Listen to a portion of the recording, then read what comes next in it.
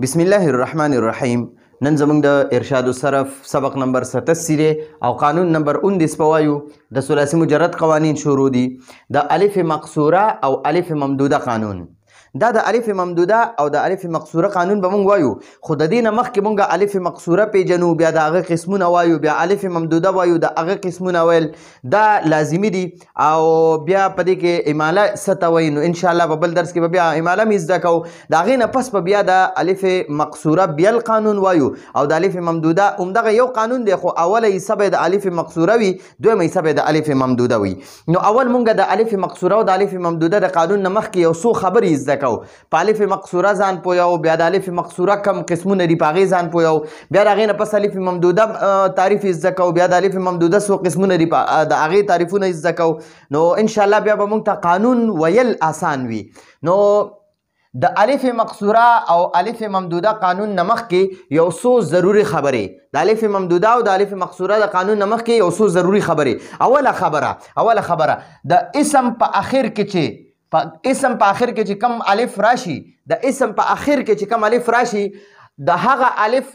دوه قسمونه دي. د هغه الف دوه قسمونه دي. اول ته وایي الف مقصوره، دویم ته وایي الف ممدوده. د اسم په اخره کې چې کم الف راشي، د هغه الف دوه قسمونه دي، یو ته الف مقصوره وایي، یو ته الف ممدوده وایي. اوس د الف مقصوره تعریف زده کوو چې الف مقصوره څه ته وایي. الف مقصوره هغه الف ته وایي، الف مقصوره هغه الف ته وایي چې د اسم په اخر کې راشي، چې د اسم په اخره کې راشي او وروستو ته حمزه نه وي، رستوتی حمزه نوی. لکه زربا دی، زربا. نه دا زربا کې وګوره دا الف مقصوره دی. الف مقصوره چې ګوره داسې یاوي او د هغه نه مخکې حرف باندې کړه زبر وي، دغه ته الف مقصوره وایي. اولې ځکه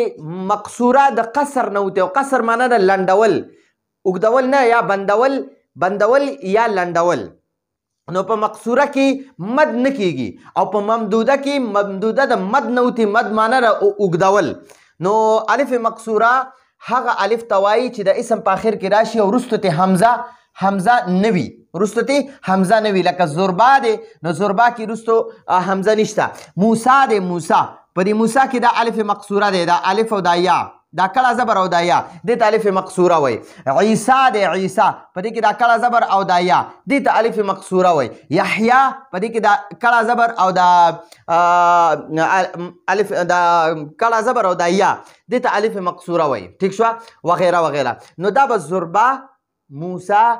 عیسی، یحیی وی. داسې به نه وایي زربا، داسې ویل غلط دي. موسی ډېر اوږدول مد کول دا غلط دي. عیسی مد کول غلط دي. یحیی چې ډېر اوږدې، نو دغه بیا د یو الف مقدار باندې به اوږدې، لکه چې دا ګوته بند دی داسې وایي موسی، بس موسی. ټیک شوه. نو یا زربا، عیسی، یحیی، نو ډېر به نه اوږدې، د یو الف مقدار به اوږدې. نو دې ته الف مقصوره وایي. الف مقصوره بیا زده کوي. الف مقصوره هغه الف ته وایي چې د اسم په اخر کې راشي او وروستو ته حمزه نه وي، لکه زربا، موسی، عیسی، یحیی وغیره. اوس الف ممدوده تعریف زده کوو. الف ممدوده څه ته وایي؟ الف ممدوده داسې الف ته وایي. الف ممدوده داسې الف ته وایي، داسې الف ته وایي چې د اسم په اخر کې راشي، چې د اسم په اخر کې راشي او وروستو ته حمزه وي. د بره کې الف مقصوره کې به تیرستو حمزه نه وي، لکه عیسی، موسی وغیره. او د الف ممدوده کې به تیرستو حمزه وي، لکه ګورئ حمراء، حمراء کې ګورئ دا مینس کې دا الف دی، د دې الف نه وروستو دا الف دا حمزه دی، حمزه. نو دې الف ته الف ممدوده وایي، دا د مد دپاره راځي. صحرا کې چې کوم الف دی، دا الف دا ما چې کرښته وکړه، د دې الف نه وروستو ګورئ دا حمزه دی. صفراء کې دا الف دی او د الف نه شاته حمزه دی. زرقا کې دا الف دی، د الف نه وروستو دا حمزه دی. ټیک شو جی. نو دې داسې الف چې د هغه نه وروستو حمزه وي،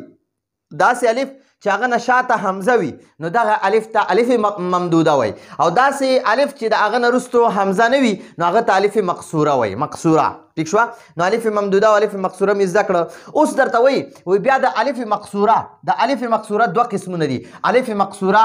اصلي او الف مقصوره غیر اصلي. غیر اصلي معنی چې اصلي نه وي. ها، د الف مقصوره اصلي تعریف زده کوي. الف مقصوره اصلي الف مقصوره اصلي داسې الف توای الف مقصوره اصلي داسې الف توای چې د اسم په اخر کې راغلی وي خو د واو یا د یا نه د واو یا د یا نه نوي جوړ شوی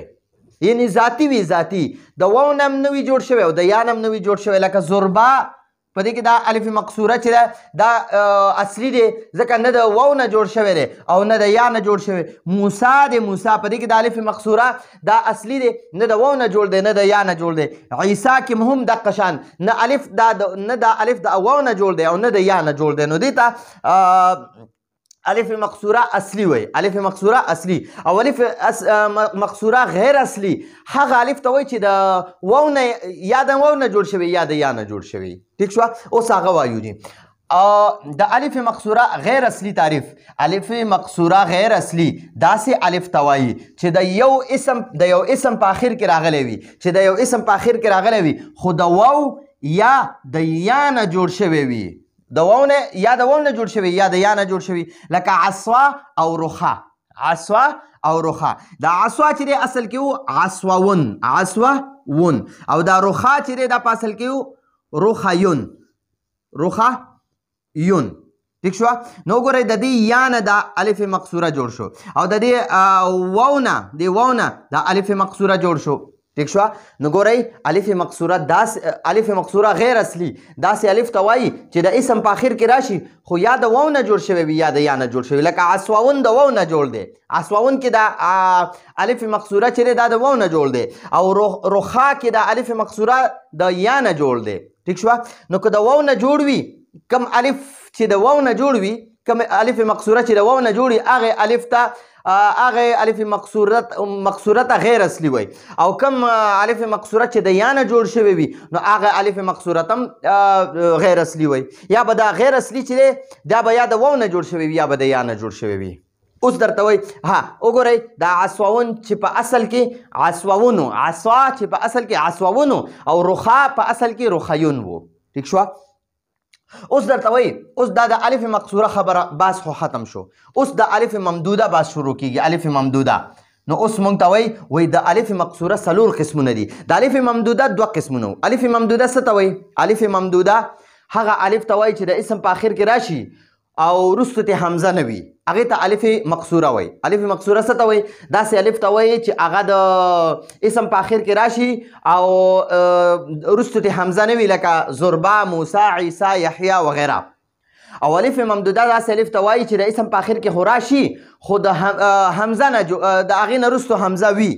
لکه حمراء صحراء صفراء زرقاء صفراء دغه شانته ورپسې مخکې ورځه بیا د الف مقصوره دوه قسمونه دي الف مقصوره اصلي او الف مقصوره غیر اصلي د الف مقصوره دوه قسمونه دي الف مقصوره اصلي چې د واو یا د یا نه وي جوړ شوی الف مقصوره غیر اصلي چې یا د واو نه جوړ شوی وي یا د یا نه جوړ شوی وي دا خو الف مقصوره اصلي او غیر اصلي اوس د الف ممدوده څلور قسمونه دي الف ممدوده څه ته وایي الف ممدوده داسې الف ته وایي چې د اسم په آخر کې راشي او وروسته ته حمزه وي ٹھیک شو بیا د دې الف ممدوده څلور قسمونه دي الف ممدوده اصلي الف ممدوده اصلي الف ممدوده غیر اصلي الف ممدوده تانیسی معنی د مؤنث دپاره هغه الف ممدوده وي د مؤنث دپاره وي او الف ممدوده الحاقي دا څلور قسمونه دي د الف ممدوده د الف ممدوده څلور قسمونه دي او د الف مقصوره صرف دوه قسمونه الف مقصوره اصلي او الف مقصوره غیر اصلي او د الف ممدوده دا څلور قسمونه شو اوس مونږه د هر یو قسم دا څلور قسمونه دي د هر یو قسم ځان له تعریف کو او مثالونه هم لیکو د الف ممدوده اصلي تعریف د الف ممدوده اصلي تعریف الف ممدوده اصلي داسې الف توایي الف ممدوده اصلي داسې الف توایي چې د لام کلمې مقابله کې راغلی وي چې د لام کلمې مقابله کې راغلی وي خو د واو یا د یا نه نوي جوړ شوی ګورئ الف ممدوده اصلي هغه الف توایي چې د اسم په آخره کې راشي خو د لام کلمې مقابله کې راغلی وي د لام کلمې مقابله کې راغلی وي خو نه د واو نه جوړ وي نه د یا نه جوړ وي ټیک شو دي لکه قراء نه دی قراء که دې کې دا آخره کې چې دا کوم حمزه دی حمزه ټیک شو دا د ده نه دا مخکې وګورئ د دې نه مخکې چې کوم الف دی که نه دې الف ته الف ممدوده اصلي وایي ځکه دا په لام کلمې کې دی دا قاف د فا کلمه ده را عین کلمه ده او دا الف دا لام کلمه ده دا لام کلمه ده اوس د لام کلمې نه وروسته وګوره حمزه شته دا وګورئ دا اصل کې دی داسې قرا نو وګورئ دا قاف پکې عین کلمه ده دا فا کلمه ده دا را پکې لام کلمه ده او دا الف نه دی دا الف پکې دا فا را پکې چې ده که نه دا عین کلمه ده او دا الف پکې لام کلمه ده خو د دې الف نه وروسته بیا حمزه شته او دا الف نه دی دا الف دا چې د حمزه نه مخکې چې دا کم الف دی نه دا د وو نه جوړ شوی نه دا د یا نه جوړ شوی نو دې الف ته الف ممدوده اصلي وای الف ممدوده اصلي څه ته وای چې د اسم د لام کلمې کې راشي د اسم په اخره کې د لام کلمې مقابله کې راشي او وروسته ته حمزه وي او دا لام کلمې کې چې کوم الف راشي نو دا نه د وو نه جوړ وي نه د یا نه جوړ وي ټیک شوه لکه قراء بر وزن فعال فعال ٹھیک شو نو دا قراء دا الف ممدوده اصلي دی اوس دا الف ممدوده غیر اصلي تعریف زده کوي الف ممدوده غیر اصلي داسې الف ته وایي چې د لام کلمې مقابله کې راغلی وي چې د اسم په آخره کې راغلی وي د لام کلمې مقابله کې او وروسته ته حمزه وي خو دا الف چې کوم د لام کلمې مقابله کې راغلی دا د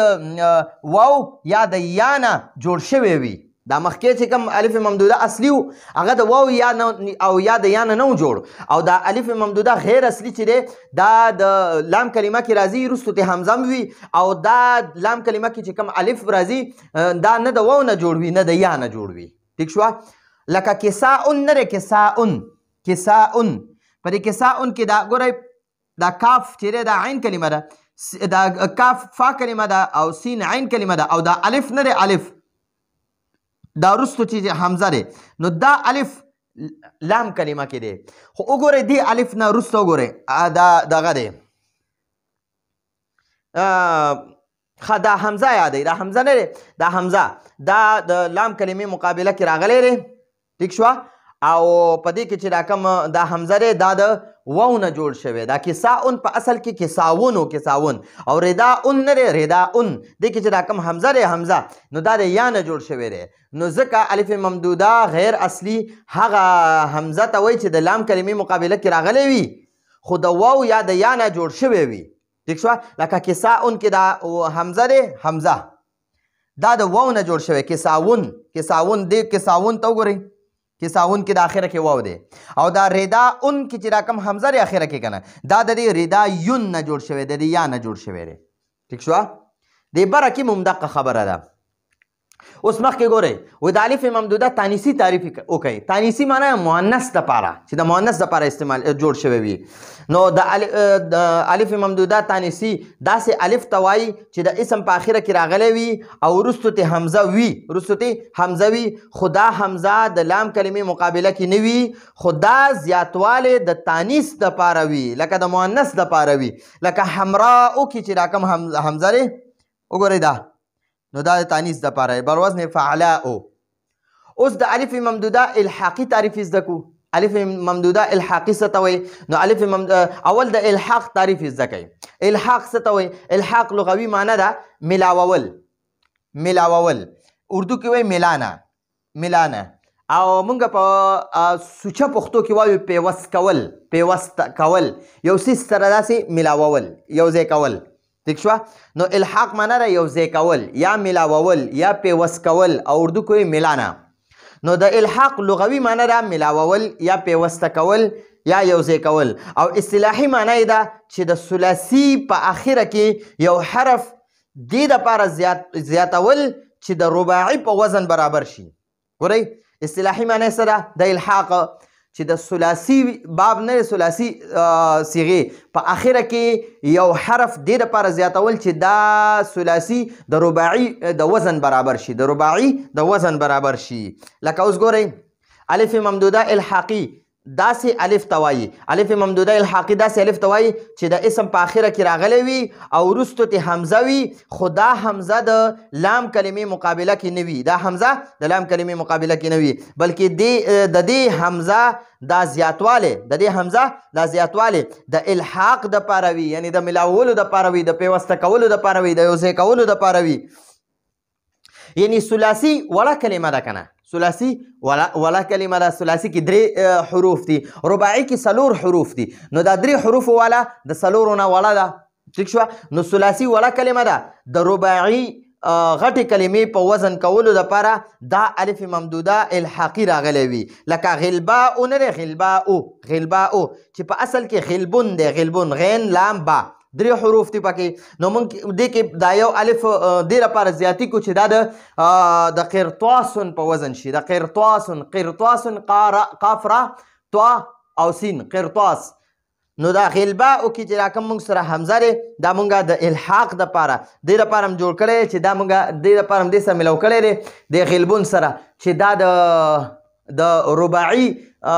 صیغې برابر شي لکه غلباء چې په اصل کې غلبون ثلاثي وو د قرطاسن رباعي په وزن شو د قرطاسن رباعي دی او غلبون دا ثلاثي دی نو د غلبون نه مونږ غلباء جوړ کړو چې د قرطاسن برابر شي په وزن کې د پاره ها دا دی قرطاسن رباعي په وزن کولو دپاره دا حمزه زیات شوی دی ټیک شوه اوس درته وایي د الف ممدوده 4 واڼو قسمونو مثالونه الف ممدوده اصلي لکه قراء الف ممدوده غیر اصلي لکه کساء الف ممدوده تانیسی لکه حمراء او الف ممدوده الحاقي لکه غلباء ټیک شوه نو دا زموږ سره د الف مقصوره او د الف ممدوده تعریفونه او قسمونه دا په دې درس کې بیان کړل الف مقصوره تعریف هم زده کو بیا هم د هغه 2 قسمونه وي الف مقصوره اصلي الف مقصوره غیر اصلي بیا هم د الف ممدوده تعریف زده کو او د هغه 4 قسمونه مو وي الف ممدوده اصلي الف ممدوده غیر اصلي الف ممدوده تانیسی الف ممدوده الحاقي نو دا 4 وانه قسمونه ورلوي نو دا زمونږ د نن ورځې درس و په راتلونکي درس کې به مونږ د امالې تعریف زده کوو او اماله څه ته وایي د هغې قسمونه څه دي نو هغه به زده کوو د هغې نه پس به بیا انشاءالله مونږ اول د دې قانون د الف مقصوره او الف ممدوده د قانون 2 حصې کوو یو حصه کې به د الف مقصوره پورا قانون حل کو او په 2 حصه کې به بیا د الف ممدوده باره کې ټول تعریفونه حل کو ټول قانون به حل کو نو دا زمونږ د نن ورځې درس و راتلونکي درس پر اجازت غواړو هذا هو المرام والله اعلم بحقیقة الكلام